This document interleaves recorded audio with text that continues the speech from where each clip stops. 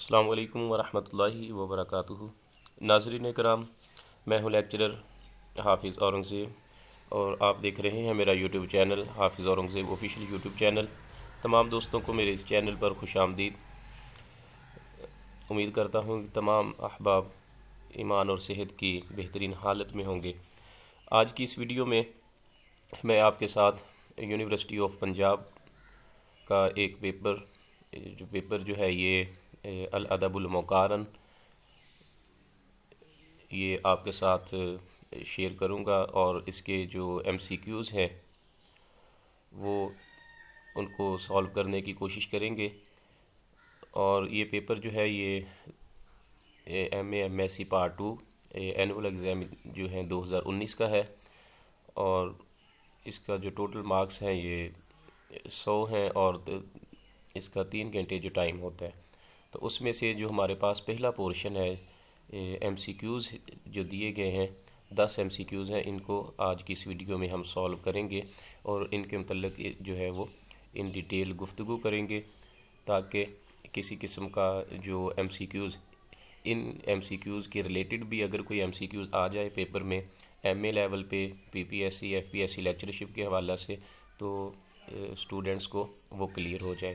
اور دوسری چیز اس میں یہ ہے کہ یہ پیپر جو ہے یونیورسٹی آف پنجاب کا ہے، تو اسی سے ملتا جلتا یہی سیم پیپر جو ہے سلیبس ایک ہی ہے، یونیورسٹی آف سرگودا کا بھی ہے، اور اس کے بعد B Z U Multan, Islamic University Bahawalpur ہے، جی سی یونیورسٹی فیصل آباد، جتنی بھی یونیورسٹیز ہیں پنجاب کی ہمارے ہاں، تو الادب المقارن جو ہے جب اوور آل پاکستان کی اگر ہم بات کریں جہاں بھی یہ پیپر پڑھایا جا رہا ہے اور یہ سبجیکٹ پڑھایا جا رہا ہے، اس میں یہ ایم سی کیو یا سبجیکٹ جو ہے یہ سیم ہی ہے۔ تو شروع کرتے ہیں آج کے ہمارے پاس جو ایم سی کیوز ہیں، ان میں سے سوال الاول ہے سب سے پہلے املاء الفراغات بکلمات مناسبۃ من الخیارات المذکورہ۔ درج ذیل میں جو خالی جگہ دی گئی ہیں ان میں مناسب کلمہ لگا کر ان کو فل کرنا ہے۔ تو اس میں ہم دیکھتے ہیں ہمارے پاس ٹوٹل یہ 10 ایم سی کیوز ہے۔ تو سب سے پہلے یہ ادب مقارن ہے کیا؟ سب سے پہلے تو اس پیپر کو سمجھ لینا چاہیے، کیونکہ یہ پیپر جو ہے الادب المقارن اسے کہتے ہیں comparative study of Arabic language کہہ لیں دوسرے لفظوں میں، تو عربک اینڈ اردو، یہ کمپیریٹیو اسٹڈی جو ہے عربک اینڈ اردو لٹریچر یا لینگویج۔ اس کے بعد ادب مقارن جو ہے اس کا معنی کیا ہے، یہ کیا اس کے میننگ ہے؟ یہ آپشنل سبجیکٹ ہوتا ہے موسٹلی یونیورسٹیز میں۔ تو ادب مقارن جو ہے اس کو کہا جاتا ہے کہ تقابلی ادب، جو اس کو تقابلی ادب کہا جاتا ہے کہ تقابل کرنا دو ادب کا۔ ادب سے مراد لٹریچر ہے آپ کا، عربی لٹریچر اور اردو لٹریچر، ان دونوں کا تقابل کرنا، موازنہ کرنا، یا یہ کہہ لیں تقابلی ادب جو ہے روایتی طور پر مقابلے میں دو یا زیادہ ادبیات کے مطالعے کے طور پر جانا جاتا ہے۔ مثال کے طور پر انگریزی اور عربی یا عربی اور اردو لٹریچر کا تقابل کرنا، موازنہ کرنا۔ تو روایتی طور پر جو ہے دو یا دو سے زیادہ ادبیات بھی ہو سکتی ہیں، دو لینگویجز ہو سکتی ہیں، کہ مثال کے طور پر عربی زبان میں کیا ورق ہوا، کون سے شاعر ہیں، کون سی کتابیں لکھی گئیں، پھر اردو میں کون سی کتابیں یا کون سی جو شعراء ہیں جو اہم ہیں، اور پھر اردو کی جو مشہور شعراء یا ادبا ہیں ان کی حالات زندگی، ان کی کتب کے تراجم کو عربی میں ٹرانسفر کرنا، تاکہ اہل عرب جو ہیں وہ ان کی باتوں کو سمجھ سکیں، اور عربی سے پھر اردو میں یا انگلش میں ان کے تراجم کرنا، تاکہ جو انگلش کے لوگ ہیں وہ عربی زبان کو سمجھ سکیں۔ تو اس طرح کا جو ایک تقابل ہے، ایک کمپیریٹیو اسٹڈی ہوتی ہے، اس کو الادب المقارن کہتے ہیں۔ اس کے بعد یا یہ کہہ لیں کہ ایک ملک سے دوسرے ملک، ایک زبان سے دوسری زبان، اور اظہار کی ایک شکل سے دوسری شکل میں جانے کی سائنس جو ہے، یہ ایک منظم فن ہے ادب مقارن جو ہے، جو مماثلت، رشتہ داری اور اثر و رسوخ کے رشتوں کو تلاش کرتا ہے، اور یہ ادب کو اظہار اور علم کے دیگر شعبوں کے ساتھ قریب لانے کے ساتھ ساتھ ایک ادبی مظاہر اور متن کو ایک دوسرے کے قریب لانے کی کوشش کرتا ہے، چاہے وہ ایک دوسرے سے دور ہی کیوں نہ ہو۔ تو امریکی ایک نقاد ہے ہنری جو ہے، اس نے اس کی جو ڈیفینیشن کی ہے ادب مقارن کی، وہ کہتا ہے کہ تقابلی ادب کسی خاص ملک کی سرحدوں سے باہر ادب کا مطالعہ ہے،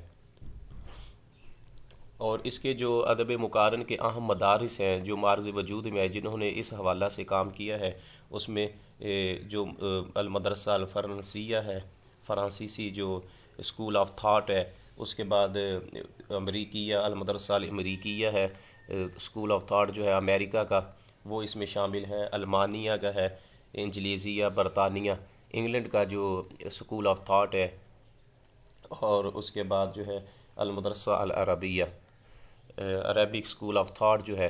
تو یہ مدارس ہیں جنہوں نے اس حوالہ سے کام کیا ہے، عربی سے انگلش میں، اور انگلش کی جو کتب ہیں ان کا عربی میں اس حوالہ سے جو ورک ہوا ہے، یہ ساری چیزیں ادب مقارن میں آتی ہیں۔ تو خاص کر جو ہنری کی امریکی نقاد ہے، امریکن نقاد ہنری کی جو ڈیفینیشن ہے، یہ بھی قابل قبول ہے کہ تقابلی ادب کسی خاص ملک کی سرحدوں سے باہر ادب کا مطالعہ ہے، کہ اپنے ملک سے باہر دوسرے ملک میں کیا ہو رہا ہے، کون سی چیزیں لکھی جا رہی ہیں، ان کی نثر کیا ہے، شاعری کیا ہے، کون سی ادب کے حوالے سے ان کی کیا خدمات، اس کا مطالعہ کرنا یہ ادب مقارن کہلاتا ہے۔ تو دیکھتے ہیں جی، ہمارے پاس اب جو ایم سی کیوز ہیں، سب سے پہلے جو پہلا ایم سی کیوز ہے، الفا کتاب الحیوان ابن مقفع ابن العامیر الجاحظ۔ تو اس کا جو کریکٹ آپشن ہے، یہ میں نے پہلے سے ہی سولو کر کے اسٹوڈنٹس کے ساتھ شیئر کر دیے تھے، اب اس کی ویڈیو جو ہے وہ بنا کے دوسروں کے لیے شیئر کر رہا ہوں۔ تو اس کا کریکٹ آپشن ہوگا الجاحظ، کہ الفا الجاحظ کتاب الحیوان، کہ جاحظ نے کتاب الحیوان لکھی ہے۔ اس کا فرسٹ کا جو تیسرا آپشن ہے الجاحظ، یہ اس کا کریکٹ آپشن ہے۔ کتاب الحیوان جو ہے یہ جاحظ نے لکھی ہے۔ اب جاحظ ہے کون، اس کا اصل نام کیا ہے، تو ہوا عمر بن بحر الجاحظ جو ہے۔ اب اصل اس کی کنیت جو ہے ابو عثمان ہے، اور عمر بن بحر الجاحظ اس کا اصل نام ہے۔ بصرہ میں پیدا ہوا، اور تقریباً جو ہے 160 کے راؤنڈ اباؤٹ ہجری میں یہ بصرہ میں پیدا ہوا، اور اس وقت جو عہد زمانہ تھا 160 ہجری کا، یہ عہد عباسی کا مشہور اور نامور ادیب تھا۔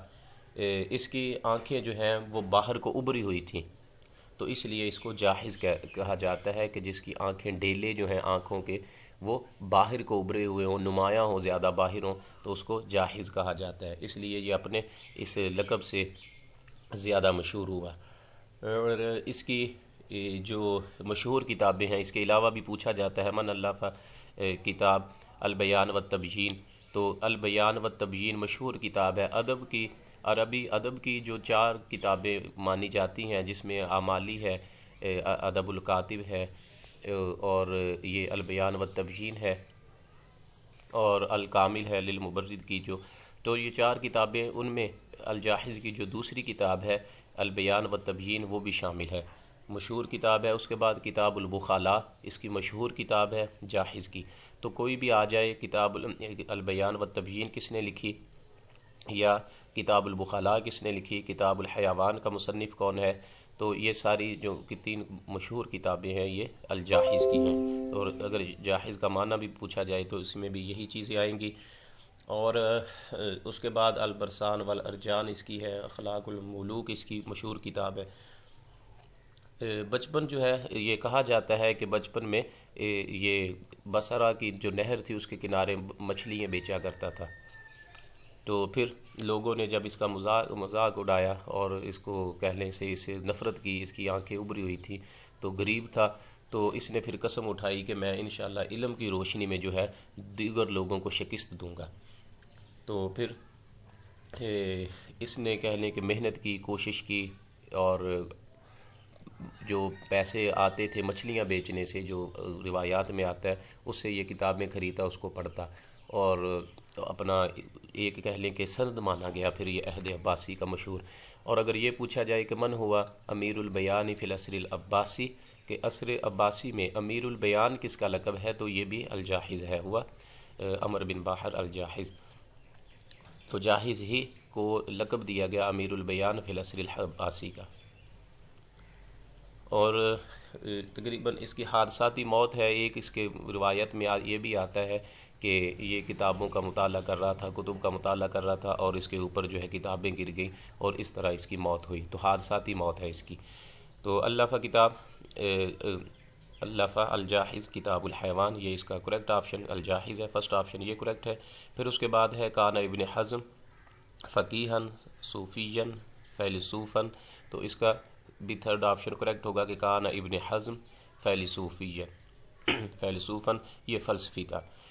صوفی بھی اور فقیہ بھی آتا ہے کہ جو ظاہری فقہ ہے اس کو ماننے والا تھا، اور اس میں المحلہ اور جو الاحکام کتابیں لکھی ہیں، فقہ ظاہری کی مشہور کتابیں ہیں. یہ کہا جاتا ہے کہ اگر یہ دو بکس نہ ہوتی تو جو ظاہری فقہ ہے اس کو کہہ لیں کہ جو اہل سنت کی جو فقہ ہے، چار فقہ ہیں، مالکی، حنبلی، شافعی اور حنفی، تو اس میں 5ویں نمبر پہ کچھ لوگ اس کو کہتے ہیں کہ جو ظاہری فقہ ہے وہ اس میں مانی جاتی ہے. بہرحال جو معتبر قول ہے ابن حزم کا یہ فیلسوفاً، یہ تیسرا آپشن اس کا کریکٹ ہوگا. اور ابن حزم جو ہے اس کا اصل نام جو ہے علی بن احمد بن سعید بن حزم ہے. تو اس کے پردادا جو تھے، کہہ لیں کہ پردادا کے نام پہ اس نے اپنے آپ کو، اس کی نسل سے تھا تو ابن حزم اس کے پردادا کا نام تھا، اس سے اس کو ابن حزم کہا جانے لگا. اور اصل اس کا نام جو ہے علی بن احمد بن سعید ہے.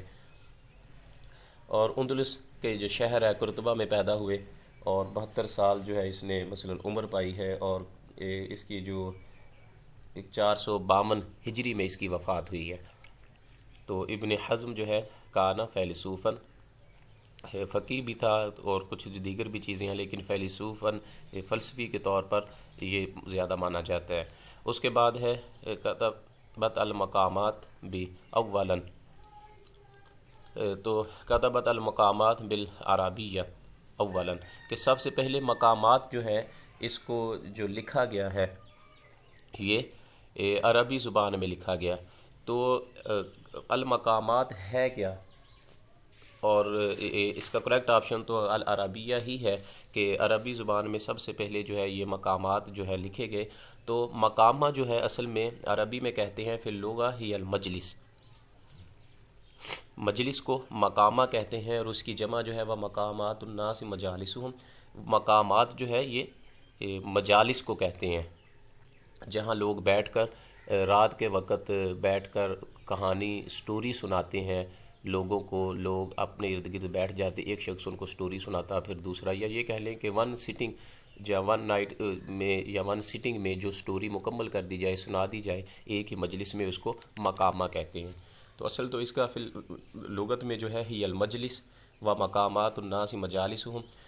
وتطلق کلمۃ مقامہ مجازاً، اور مجاز میں جو مقامہ ہے یہ کہا جاتا ہے علی الکلام الذی یدور فی مجلس بعامہ، کہ ایسا کلام جو کسی عام مجلس میں جس کو پڑھا جائے، دہرایا جائے، تو اس کو مقامہ کہتے ہیں. اور جو عربی میں، عربی لٹریچر میں جو مقامہ ہے، والمقامۃ فی الادب العربی قصۃ کثیرۃ مسجوعۃ، تو جس میں جو ہے یتخلق من ابیات من الشعر، کہ ایسا عربی ادب میں مقامہ سے مراد ایسا شارٹ قصہ ہے، سٹوری ہے جو مسجوع ہو، مسجع ہو، اور جس میں ابیات شعر جو ہے، جو اشعار وغیرہ عربی کی شاعری ہے وہ بھی اس میں آ رہی ہو. تو ایسا قصہ اور کہانی سنانا کہ جس میں عربی کی شاعری بھی ہو اور شارٹ سٹوری ہو، اس میں ایک ہیرو ہو، ایک کریکٹر ہو. تو اس طرح جو رات کو، جیسے ہمارے ہاں قصہ خوانی بازار کہتے ہیں، پشاور میں ہے، تو اس طرح رات کو بیٹھ کر جو قصہ اور کہانی سنائی جاتی ہے اس کو عربی مقامہ کہتے ہیں. تو کتبت المقامات بالعربیہ اولاً، تو عربی میں زبان میں سب سے پہلے جو مقامات لکھے گئے ہیں، مقامہ وغیرہ، یہ جو فن ایجاد ہوا ہے شارٹ سٹوری کا، تو اس کو مقامہ کہتے ہیں. اور یہ اس کا آغاز جس نے کیا کہ من ہوا رائد المقامات یا فن المقامات، تو یا فن المقامہ، تو رائد اس کا کون ہے؟ من ہوا مؤسس فن المقامہ، اس کا رائد کون ہے، کس نے اس فن کو ایجاد کیا ایسے؟ تو یہ بدیع الزمان الحمزانی ہے جنہوں نے اس فن کو ایجاد کیا تھا. پی پی ایس سی کے جو ایگزام ہوتے رہے ہیں 2019 کے، 21 کے اور 22 میں، تو اس طرح یہ ایم سی کیوز بہت مشہور ہے اور امپورٹنٹ ہے اس حوالہ سے. یہ چیزیں اس میں پوچھی جاتی ہیں باقاعدہ طور پر. اور یہ فن المقامات جو ہے اور یہ مشہور ہے. اور اس کا جو بدیع الزمان الحمزانی ہے یہ 4 ہجری میں کا یہ شخص ہے، اور جس نے جب مقامات جو لکھے تھے 51 جو ہے یہ مقامے لکھے تھے، مقامات لکھے تھے. اور اس کے بعد مشہور ہوئے مقامات حریری جو ہے وہ اس کے بعد مشہور ہوئے. پھر اس کے بعد مقامات سیوطی ہے اور دیگر چیزیں، دیگر لوگوں نے بھی اس حوالہ سے کام کیا ہے.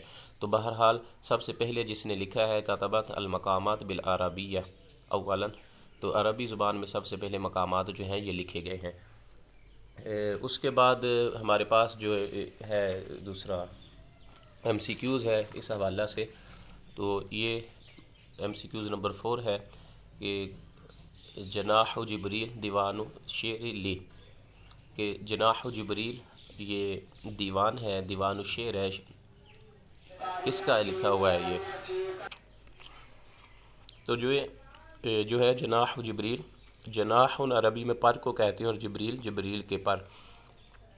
تو بال جبریل جو ہے اردو میں اس کو ہم کہتے ہیں. تو دیوان الشعر یہ شعر کا دیوان ہے، یہ شاعری کا دیوان ہے لی محمد اقبال. تو ڈاکٹر محمد اقبال کا یہ لکھا ہوا دیوان ہے جناح جبریل. بال جبریل جو ہے یہ کہتے ہیں کہ علامہ اقبال کے کلام کا مجموعہ ہے، اور یہ دوسرا بڑا مجموعہ ہے جو بانگ درا کے بعد 1935 میں منظر عام پر آیا تھا. بہترین اور طویل اس میں نظمیں شامل ہیں، ذوق و شوق، ساقی نامہ اور دیگر نظمیں اس میں شامل ہیں. تو اس کا فرسٹ آپشن کریکٹ ہوگا کہ جناح جبریل دیوان الشعر لمحمد اقبال. تو اس کے بعد الادیب الایطالی دانتے کتبہ کتاب. تو یہ کون سی کتاب اس نے لکھی ہے؟ 3 بکس کا نام دیا گیا ہے. تو الادیب ایطالی جو ہے یہ کہہ لیں کہ اٹلی کا جو ادیب ہے دانتے الگیری اس کو کچھ پڑھتے ہیں. تو کتاب اس نے لکھی ہے کتاب کون سی لکھی ہے؟ یہ الکومیدیہ الالہیہ، الکومیدیہ الالہیہ جو ہے اس نے کتاب لکھی ہے. اسے انگلش میں کہتے ہیں ڈیوائن کامیڈی. تو یہ ایطالی جو ادیب ہیں دانتے اس نے لکھی ہے. اس کا سیکنڈ آپشن الکومیدیہ الالہیہ جو ہے یہ اس کی یہ مشہور کتاب ہے. اٹلی میں کہتے ہیں کہ یہ فلورنس کے ایک غریب گھرانے میں پیدا ہوا تھا. 1265 میں پیدا ہوا تھا، اور 1292 میں اس نے شادی کی. پھر اس کی اولاد ہوئی اور شہری ریاست میں حصہ لیا کرتا تھا یہ. اور 1302 میں جلا وطن کیا گیا اس کو. بقیہ عمر اس نے قید خانے میں گزار دی، اور خانہ بدوشی میں کہہ لیں کہ خانہ بدوشی میں اس نے گزار دی، کیونکہ اس کو ملک سے نکال دیا تھا.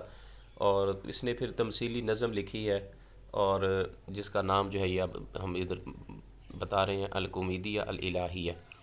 اس کی مشہور کتاب ہے.